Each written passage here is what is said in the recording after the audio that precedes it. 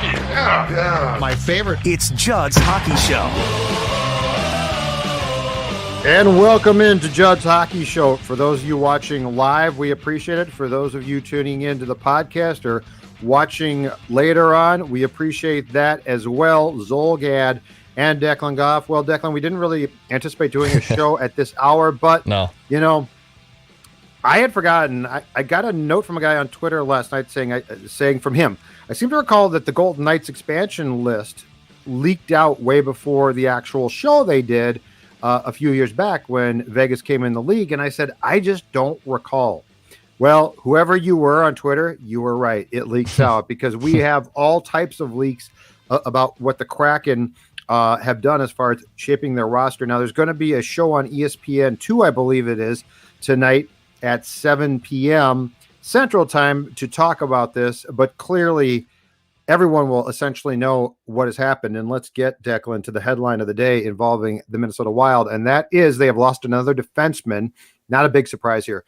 Carson Soucy goes to the Kraken. It looks like there was some thought yesterday that Kaapo Kähkönen might be the Kraken selection as a goaltender, but they already have taken 3 of those. So they're out on Kaapo Kähkönen. So the Wild does not lose the backup to Cam Talbot, but they do lose a valuable defenseman. And before I turn it over to you, let me just give the depth chart, because the depth chart for the Wild, which defensively was very, very good at the end of the season, is a little bit more barren now. Jared Spurgeon, Jonas Brodin, Matthew Dumba, who, by the way, has now survived after we all were trying to trade him for like 2 years. He becomes an instrumental part of the blue line. Kalen Addison definitely going to vie for a job, and I think he'll win one. Brennan Mennell looks like a guy who very well could win a job. And we expect Ian Cole now, especially with cap space cleared out for 2021-22.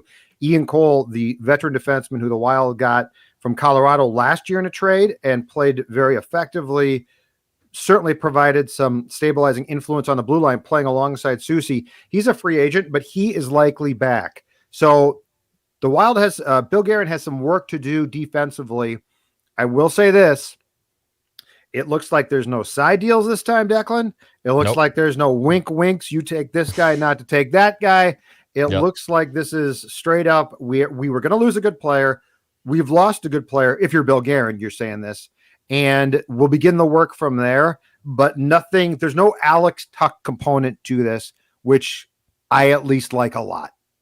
Yeah, that part is nice. And obviously, you know, we will figure out if those trades went down when the show airs on ESPN later this evening. You know, there's a trade freeze going on right now. So those could still potentially still happen down the road. But these leaks are coming out, and it looks like the Wild will be losing Carson Soucy. You know, it was between him and Kaapo Kähkönen. And judging by what Seattle did, and it sounds like right away they prioritized goaltending.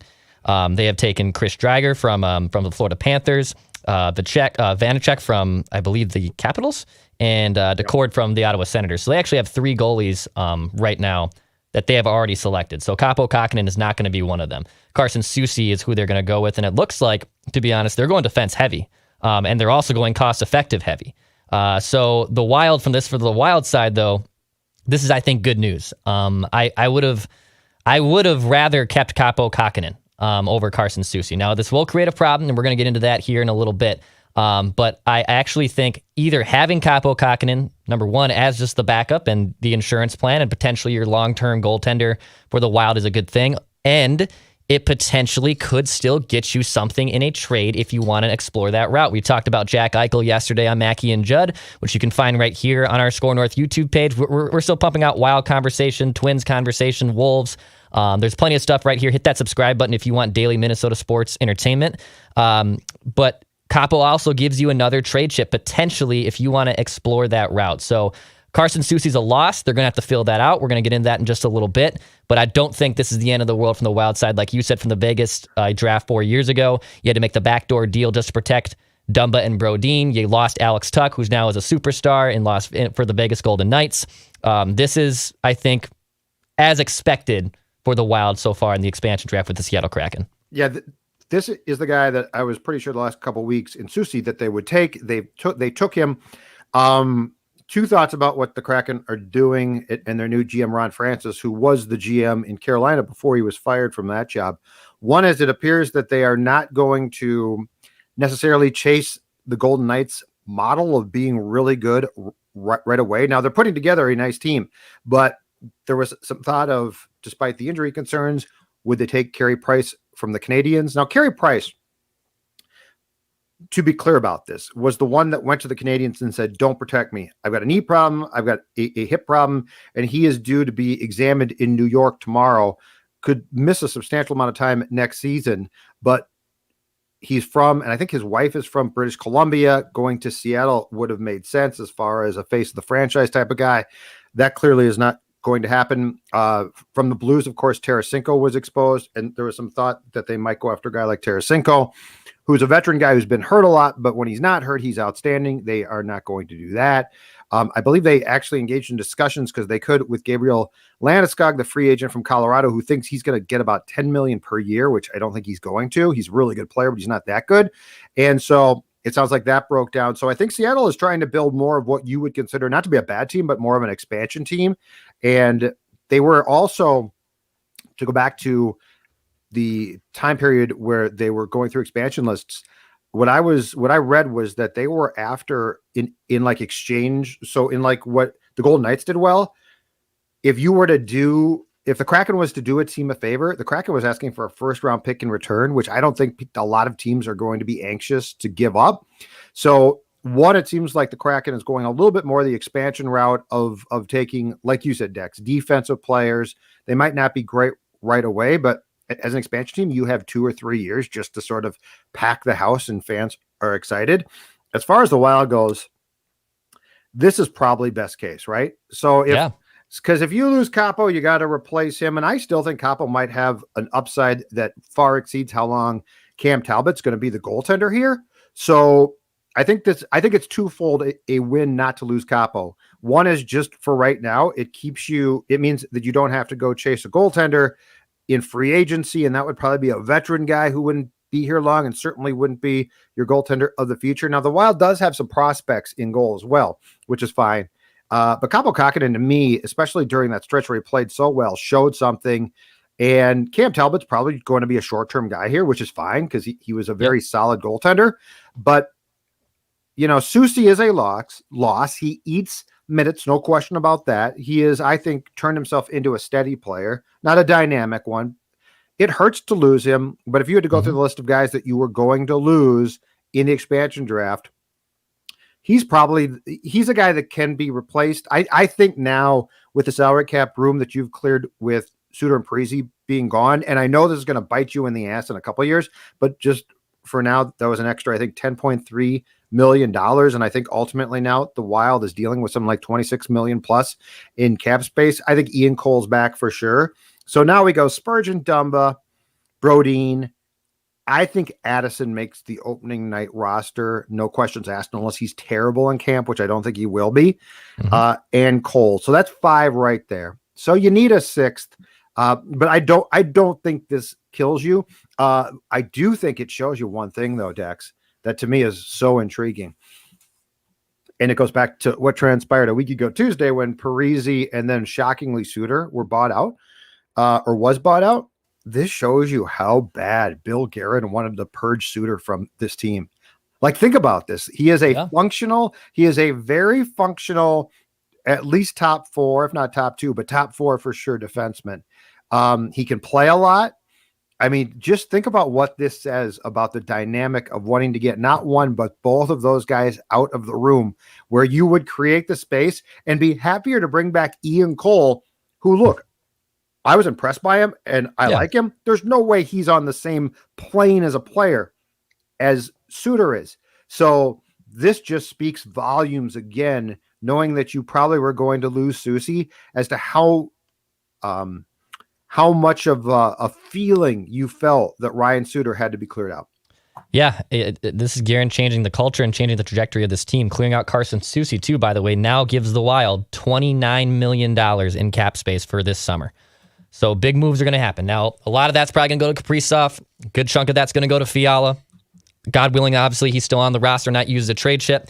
So there is plenty of cap space at play here. That does not mean that there's going to be crazy spending, but there's plenty of cap space at play. To answer your question about how much he wanted Suter off this team, I just, Guerin, we've talked about this a million times, that he was a decorated player. He knew his role towards the end of his career, that his time was dwindling. How can I be a good locker room leader in that Penguins locker room, knowing that that's Sidney's team? Guerin could have went in there with his pedigree and with his with everything he's accomplished, said, no, I'm still going to have this locker room by my hands, even though I've only been here for 2 seasons. No, he said, no, it's the Sidney's team. So what can I do to help either A, elevate Sidney, and also not make my game a train wreck? What can I do to help out this team on and off the ice? And he saw Ryan Suter and Zach Parise as that era is now ending. He wants to change this culture, and he wants to turn the page onto the next era of Wild hockey, and I don't blame him for that one bit. Ryan Suter and Zach Parise elevated this franchise. That's correct. It saved it from a marketing side. It was maybe the most genius thing they've ever done, but they had to go.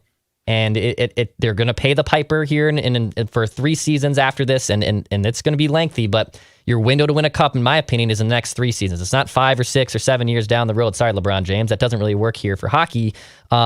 Your window is to win it in the next 2 or 3 years and compete hard. And look, Vegas is still good. Colorado is still good.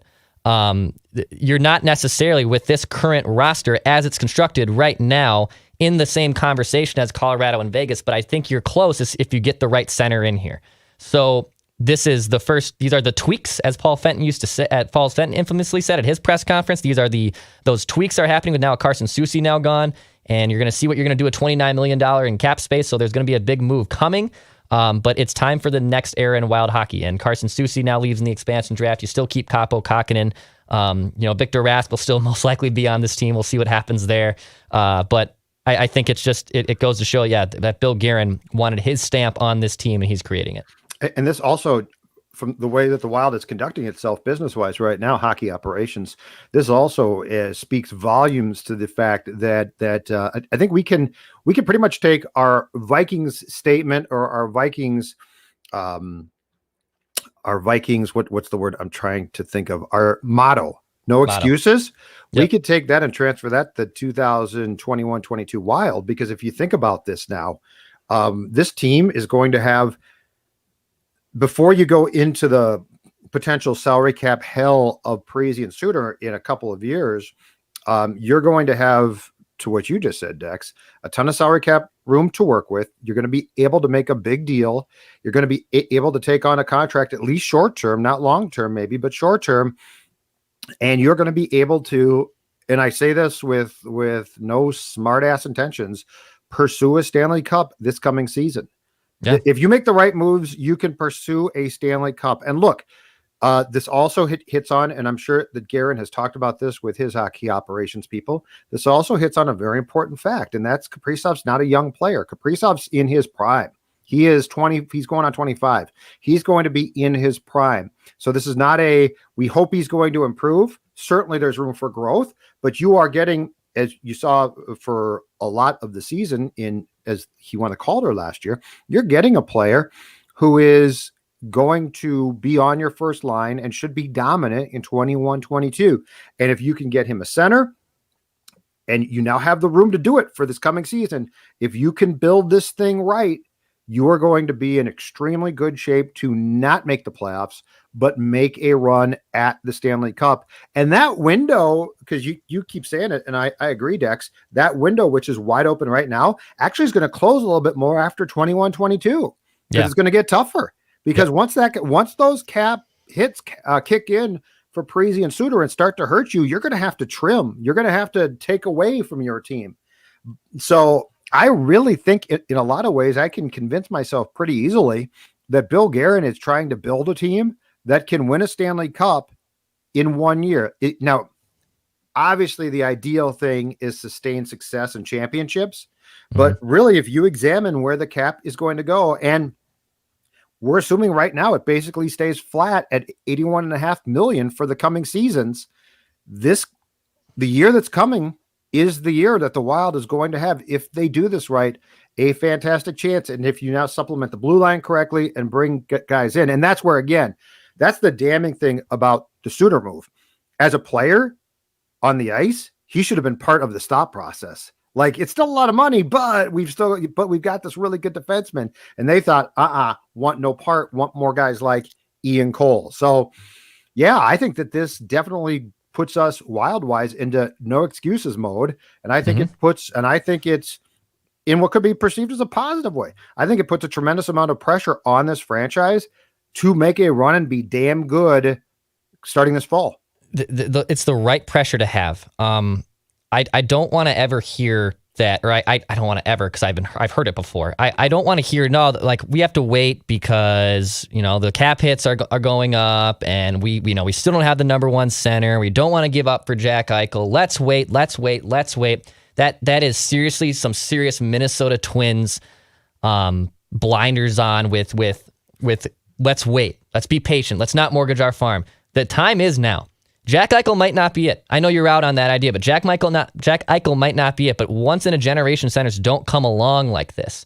And this window right now the Wild they have to attack it right away. You can't wait 5 or 6 years down the road. You don't know where you're going to be. There could be a new coach. There could be a new GM. Kaprizov could be gone. Fiala could be traded. Rossi could be a bust. Boldy might not be. Like, you don't know what this is going to look like 6 years down. It's fun to always go down and just assume. When you sign Parise and Suter for 12 years, you're thinking, oh, this is going to be great for 12 years. It doesn't work like that. It's going to bite you in the butt. So you have to realize the window is right now, and the pressure is on. Like, if the Wild get off to a slow start, or they're the typical January swoon season where they're outside of the top 8 by the new year, we're going to be pissed. And rightfully so, you should be pissed. You shouldn't say, all right, let's just punt and wait for next year. No, the pressure is to win it right now and compete right now. Yep. So there's pressure on Bill Guerin. I haven't seen him make a foolish move yet. I really of all the Guerin decisions he's made, I don't really look at one that I'm really puzzled by. Fenton had the disaster decision to send Nino Niederreiter for Victor Rask. That was a terrible idea, but I've yet to see Bill Guerin make a big mistake. But the pressure is on him to make the next right move. And the next chess move he is going to make is going to probably define his tenure, Judd. Like, the next move he makes in this offseason is probably going to define it. If you're indeed finding that number one center. Not to go on another topic, but I don't think Matt Dumba gets traded now. If you lost Soucy, I see no instance that Matt Dumba gets traded. Nope. Now you're just down to Brodin and Spurgeon. I mean, your defense is already now taking a hit with Suter gone, Soucy gone. Matt Dumba's on this team. Mm-hmm. That's just now, I think, a given. So the next move he makes trying to find this top line center is going to be the most important decision that Bill Guerin will make in his Wild tenure. Yeah, I think there's two things that we're going to see in the coming months that are going to define Guerin. How quickly or how long of a contract, the term that he gets Kaprizov signed to, because that whole Kaprizov thing has to sort itself out here. And until he is signed, you can't necessarily completely dismiss the threat of him going back to Russia. We don't think he will, but it's still a threat.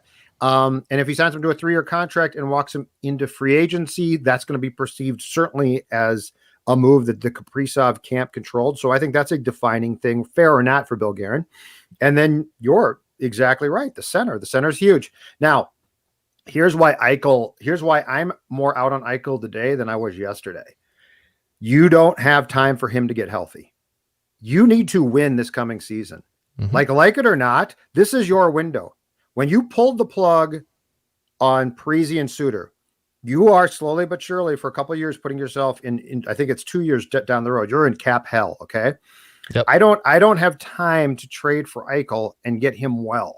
Now, if he could step in training camp, which he can't do, he still has not had the surgery on his neck and he still might, I would feel totally different, but I don't have time for him to heal. And then, by the way, once he heals and comes back, it's going to take him a while to get back into game shape and to get back to being the superstar player that we know he can be. So this is why I think they definitely make a trade for a center. It'll probably be more like a guy like Dvorak from the Coyotes or somebody like that. Yeah. I think they definitely get a guy who they trust and who they like a lot and who is not perceived as an ace center. But they certainly hope that player can step in. But I don't think you have time to get Eichel healthy. Now, I did see that the Ducks and Kings both said, and this also might be posturing, that they're out on Eichel. Buffalo was asking, not surprisingly, for Drysdale or Trevor Zegras from the Ducks, who are just great players, great young players. I wouldn't trade them either. But that being said, the Ducks or Kings, I think, have more time because if they trade for Eichel, they're not great teams now. So he's got time to get healthy and ramp back up and then start playing again. I think there's an immediacy now that the Wild has set itself up for, Dex, that makes you that makes you have to, it's imperative to get someone who can step in opening night of 2021-22 and make a difference.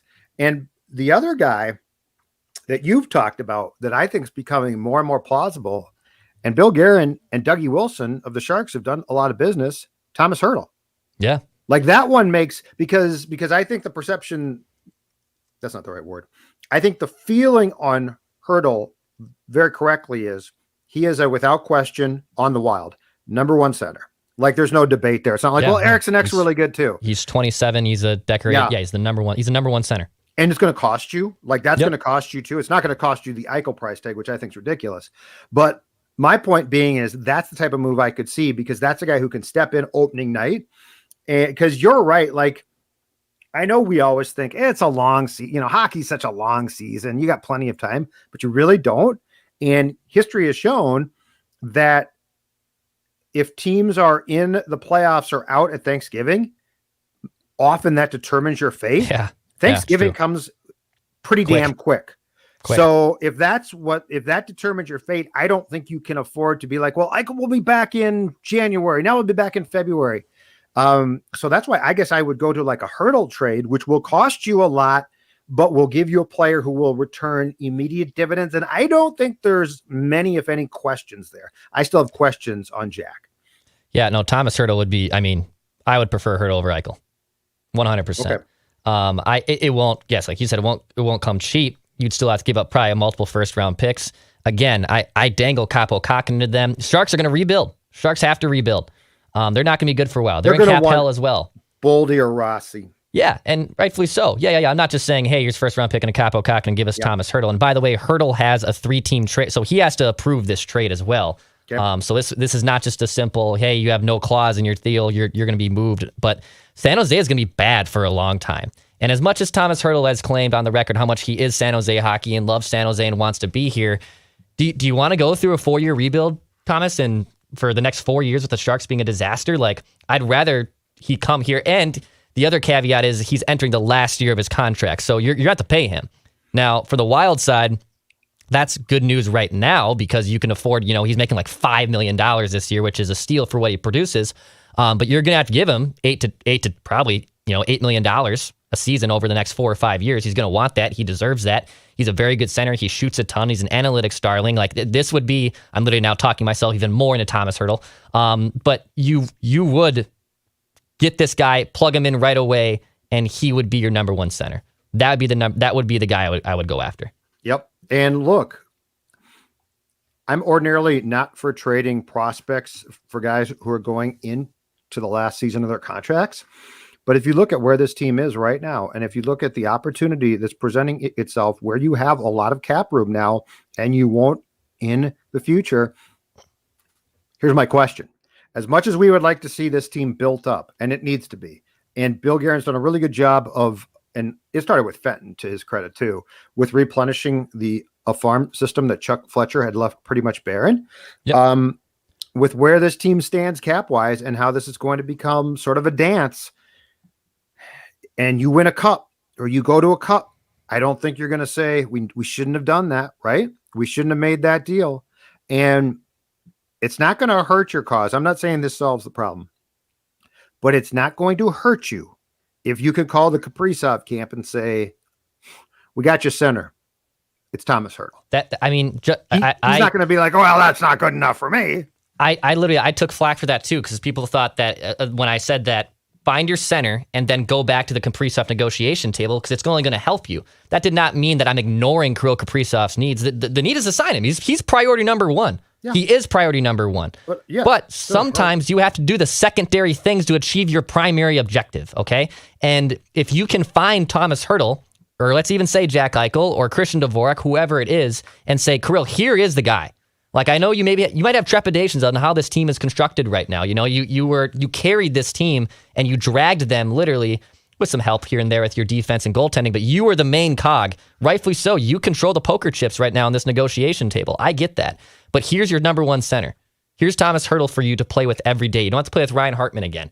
You have a legitimate top center for you to play Now let's get you signed. And also, if that means just 5 or 6 years, okay. I know the end goal, obviously the top goal is 8. You'd throw a champagne party for 6 years. Yeah, exactly. So like if it's going to be more than 5 at this point, I think it's extremely unlikely. So if you get Thomas Hertl, that's going to help the Kaprizov negotiations. If you get the number 1 center, whoever it is, it's only going to help it. I really do. And if you're as good as you expect or anticipate that you could be with those components, guess what? It's going to become a much easier selling point to try and keep them if you're a Stanley Cup team. If you're a team and if there is traction there and if there's chemistry there, that's not going to fix the entire thing. But my point is, if the Wild gets to where they want to go very, very soon here, the selling points are going to become easier. It's still going to come down to finances. I get that, but it's not going to hurt you. If Thomas Hertl can help get you to a Stanley Cup Finals playing with Kaprizov, everyone's going to say, this was pretty fun. This team's really good. It's well run. It doesn't save them. It doesn't mean that they stay for sure, but it does mean you at least give them something to think about. Before we wrap up, let's talk about Kaprizov, because we talked about this on Mackey and Judd today, but we should probably address it here, Declan.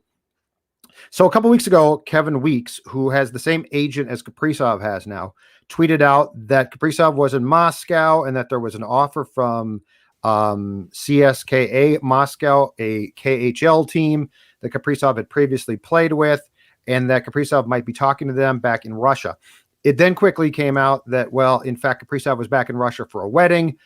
He obviously has family there, so like, don't panic that he's in Russia. And Bill Guerin told several people, including Judd's Hockey Show, that he really didn't think that Kevin Weeks' tweet was professional. The word he basically didn't. Yeah. He basically thought it was a little bit of an overstatement. Blah blah blah. Okay, that's all fine. Pierre LeBrun, heavy hitter in trafficking information. If you were to equate him to football, on the Schefters of the world, he's extremely plugged baseball, in. Ken Rosenthal. He tweeted clearly after talking to the Kaprizov camp as well that CSKA Moscow has an offer to Kaprizov. Now, KHL teams can't pay as much, obviously, as National Hockey League teams, but what they can do is work under the table deals. And LeBron's feeling is that Kaprizov will re-sign here, but he basically said, don't dismiss the fact that there are things going on here and that there's a disagreement. And you just said this on the term of the contract. The Wild has offered 7 or 8 years. The Kaprizov camp has come back at 3, so they could literally walk Kirill into free agency and then give him his choice of teams, much like the whole Artemi Panarin thing played out. You put your concern on a scale of 1 to 10 at a 6, and I said a 5. Which is rare. But let me paint. Well, but let me paint the question to you in this way too, though, because I think it's very important that we think about the Wild in the actual window that exists. Because the whole cap thing is crazy. I mean, this whole cap thing is going to be crazy. How much does it change your opinion, though, that Kaprizov, let's say you bite the bullet, sign him 3-4 years. Worst case, 3 years, which you hate to do. But you get him back for next season. And again, there should be a run there. So how much because you keep saying it, and it actually plays into Kaprizov doing a shorter term deal. And I tend to agree with your philosophy here. This is not a wait for 5 years and Kirill Kaprizov and the Wild's going to win a Stanley Cup. This is literally a oh my God, you could win a Stanley Cup right now. And in fact, if you don't, like if you bust next year, it's almost as big as the Twins in 2021. It's a big bust. So how much does that change your opinion and feeling that we're not talking about in 7 years it's going to be great? I don't care about 7-8 years down the road. I agree. If it's a 3-year, let's say it's a 3-year contract. You win the Stanley Cup in that first 3 years, Kirill walks at 27, goes to New York. I don't care. In fact, if that's a guarantee that I at least make that I make the Stanley Cup in the next 3 seasons and Kirill only is signed here for 3 years, I'm taking that bet. I'm going to take that bet over the 5-year, 6-year contract and just say, now, but anything's at play. I'd rather take the bet that you go the Stanley Cup. Who knows what happens there? And if he gets you the Stanley Cup, Kirill, if you want to then get paid in New York or LA or wherever the hell, you want to go back to CSK in Moscow, whatever the hell it is in KHL, hang out with Putin, I don't care. I do not care what you do. In these next 3 years, if you bring us a Stanley Cup, that's all I care about. Yes, it's a great idea to have him for the rest of his Wild tenure. It'd be great for him to be the next Alexander Ovechkin, and he spends his entire career here. I don't I'm not really looking down the road here. I'm looking at championship window, and this team's championship window is open significantly, and they have an opportunity to do it. So if that means I have to sacrifice longer term from Kirill Kaprizov's contract, I'm all in on that. I'm absolutely all in on that. But it is a panic. My panic is at a 6, though. That's still high. Now, is your panic at a 6 that he's not going to do a longer term deal or actually stay in Russia? Like that's the nuclear option. That he stays in Russia. Yeah, and I think this deal gets done. It's just yeah. And the one thing that I will say for those completely dismissing the CSKA Moscow option, because he clearly wants to play in the National Hockey League, and the one thing I will say is, and I told you and Phil this morning as well, we don't know him well enough to truly know his intentions. Like sure. On the surface, I agree. He's coming back here. That's on the surface. But we didn't really cover him. We watched him. Like, we don't know anything about him, really. He didn't talk a lot. And when he did, the rare occasions that he did Zooms, it was through an interpreter, which, again, just to be clear, I have no problem that an athlete uses an interpreter. Don't care. If they're good, I'll watch them no matter what. But we also didn't go in the locker room. We didn't ever talk to him. We really don't know him. And let's say he loves his parents a lot, or he loves, who knows? He's from there. So that's the one thing that I wouldn't completely say it's all smokescreen. I think it's a negotiating ploy. And I think the most important thing that we're going to learn about this is when Bill Guerin actually gets on a plane and goes to Russia, probably to sit down with Kirill and one-on-one hash this out. But I saw a message on the screen earlier, the last one before this one, which I think is in Russian, so I can't read it because I would need an interpreter for that. The last message on the screen before this basically said, if Kaprizov remains in Russia and plays for CSKA Moscow in the KHL here, his NHL career is essentially ruined forever, won't ever get what he wants here. I don't agree with that. If he stays there and plays out the string, so where the Wild loses rights and he wants to be a Ranger or a King, you think they wouldn't sign him in a heartbeat? Yeah, I don't think it ruins his career necessarily, but I mean, it does damage it. Right, but I mean, they'll still, like if he plays 3 more years in Russia and it's like, okay, I'm a free agent now. You think, you think Mark Messier's old team ain't going to sign him? So, all right, unless something dramatically changes, this will be our Judd's Hockey Show for today. Now, if something dramatically changes and we find out more, we will come back on. As I said, the ESPN Expansion Show, the Seattle Kraken Expansion Show, is at 7:00 tonight on ESPN2. So we will come back if something changes regarding the Wild. But for now, we know Carson Soucy has reportedly been taken by the Kraken, the Wild down another defenseman, and trades can resume with the rest of the league tomorrow. It could be a lot of fun, and if it does, we will be back for a Judd's Hockey Show if it involves the Wild. Then he's Declan, I'm Judd. Declan? Pass, shoot, score.